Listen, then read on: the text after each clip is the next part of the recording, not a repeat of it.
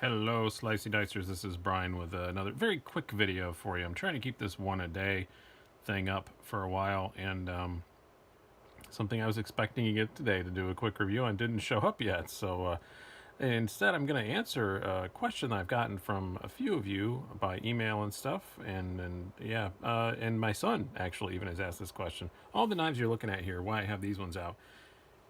These are all either a limited edition or a limited run knives. We're just going to call them limited, or we'll call them exclusive, I guess, for this. But yeah, what you're looking at here, you've got the Spyderco Manix 2 and the Blade HQ exclusive with the natural jade handles and the CPM M4 steel. Awesome. Got the Kershaw Dividend and M390, which I love, and Spyderco Tenacious with carbon fiber handles. This is actually my son's knife, and he was the first one to ask me this, but other people asked it too. So these are all kind of limited edition knives that you can't, once they're gone, they're gone. They're not going to make any more of them. So the question is, do you carry them? That's the question that my son asked and some of you guys have asked. My answer is mostly, yeah, I do. I don't have any super expensive ones. So yeah, if I had a exclusive that was $300 or $400, I might worry more about carrying it. The most expensive one I have is this. I paid $135 for it. You know, it's by no means the most expensive knife I have. I mean, something I carry all the time is this Blurple, a PM2 with a custom clip on it. So all in all, with the clip and everything, I got $175 in this. But I carry this all the time because if I damage it, worst comes to worst, I can get another one. This they're still available right now. If I damage it tomorrow, I can get one, but in a couple of weeks, I probably can't. And now, Christmas time, all that stuff, they may be all gone. I haven't checked in the last few days, but I know they're running low on them. Anywho, yeah, I carry this one a little bit, not a lot, mostly because I have, it's not here on the table, it's actually in my coat pocket downstairs, because I have a Manix 2 lightweight that was $80 and you can buy all day long anywhere, any place you want. So when I really want the blade shape of Manix 2, I find myself using the lightweight more often. But this is a great knife, and I really love it the times that I have used it. I've used it a fair bit, not a lot, but a fair bit. So, but every time I do take it out, I do think, I'm like, should I? Because maybe a day I want to sell it, and it's a limited edition Spyderco, which means it's gonna go up. Limited edition Spydercos really go up. We'll get to that in a minute. But so I'm always like, yeah, think about it a little bit. This thing I carry almost all the time. Again, this is a Kershaw Dividend M390. You can get it a few places. Last I knew, they're still available at KershawGuy.com. When I do the description on this, if there's a link down there, it means at the time of printing or posting. At the time of posting, I'm sorry guys, I'm still thinking in writer terms. At the time of posting, they were still available. I know he was down to like 15 of them when I talked to him yesterday, so we'll see. But there's fewer made of these than this, I'm pretty sure. They made less than 600 of these. I don't know how many of these they made, but I bet it was more than that because Blade HQ usually buys a lot.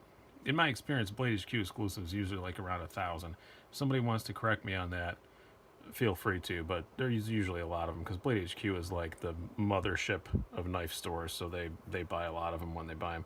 But anyway, even though this is theoretically more limited edition than this, I carry the hell out of this because this is $135, and I know for certain it's going to go up a lot more than that once they stop making them.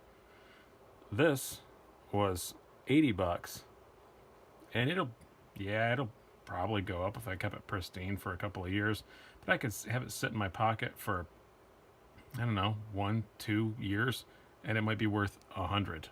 So I love the M390 and I love the Dividend. So swear alert, fuck it, I'm gonna carry it. I'm just gonna carry it. I'm gonna use the hell out of it because an M390 is tough. It doesn't get beat up.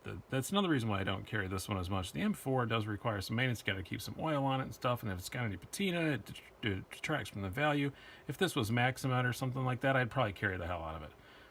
But the M4, I try and take care of it. I oil it a lot. It actually needs it now because I did carry it today and use it a bit, and there's almost no oil on it whatsoever. So I probably will put a little oil on it tonight before I put it to bed, before I lay it down to sleep in its little Spidey pack.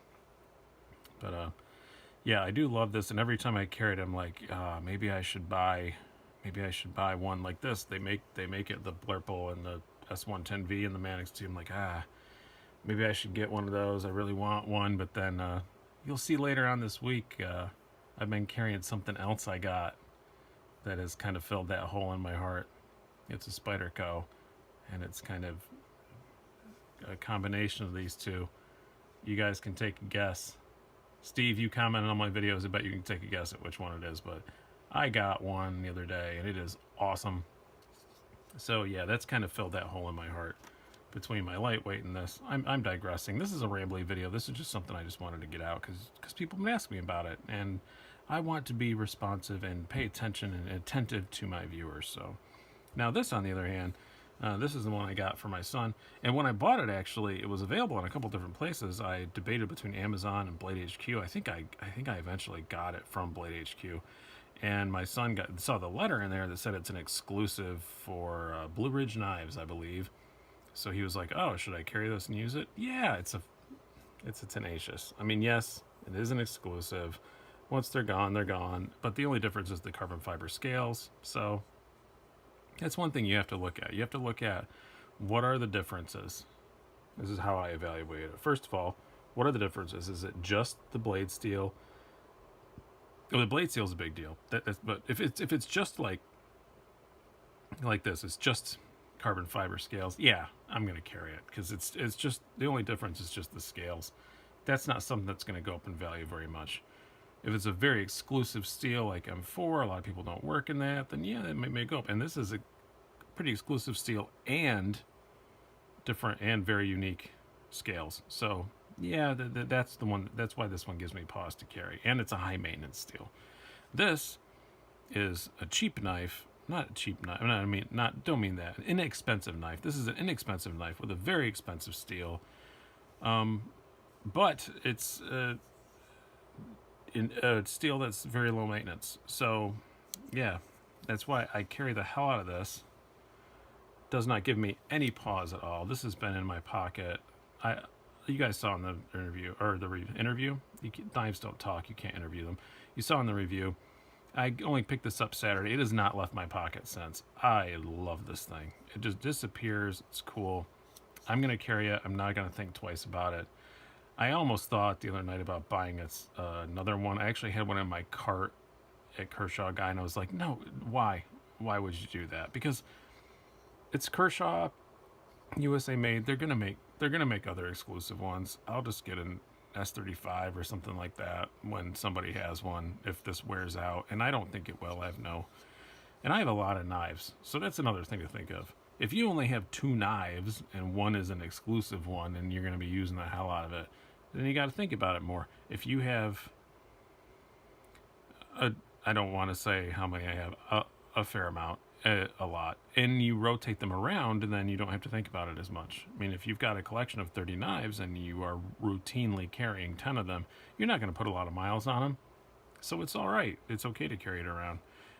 So you got to think about the size of your collection, how unique it is, because it doesn't matter where it came from or how few they made. If it's not that unique, it's not going to go up in value.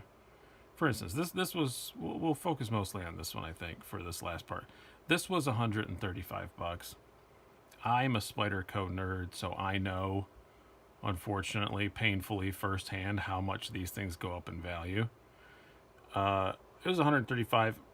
If I hold on to it for a year or so and they sell out, I could probably get $200 for it from the right guy. So, that's $65. So that's something to think about. That's like, yeah, maybe I don't want to mess it up. As I said, this best case scenario, I'm going to make $20 on it. So I'm just going to use it. I don't look at percentages. I look at the dollar amount that I'm going to make, and that's each his own. This, you're not going to make anything on that. I mean, it's a Tenacious, which is a Chinese-made, very high-volume knife, and the only difference is the carbon fiber scales. So you're not going to make any money.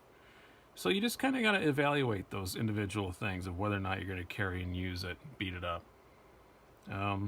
Yeah, I think that's all I really have to say about that. I just wanted to kind of get this video out because people have been asking me. So Yeah, some of them I carry. I carry everything I have, but yeah, this one I pull it out. I do think, do I really want it or not? You know, it depends on is it something. Am I gonna have? I carry this on a day when I don't think I'm gonna be doing anything. So, but if I have to do something, I'll pull it out, and I don't hesitate to. It's not a super expensive exclusive, but I don't carry this on a day when I'm expecting to cut acres of cardboard. This I carry all the freaking time, and I don't care. If this was mine, I'd beat the hell out of it. So there you have my philosophy of carrying exclusive knives. I've been Brian. I hope you guys enjoyed this and found it at least somewhat informative in a rambling, but I like to think charming way. Have a good one, everybody.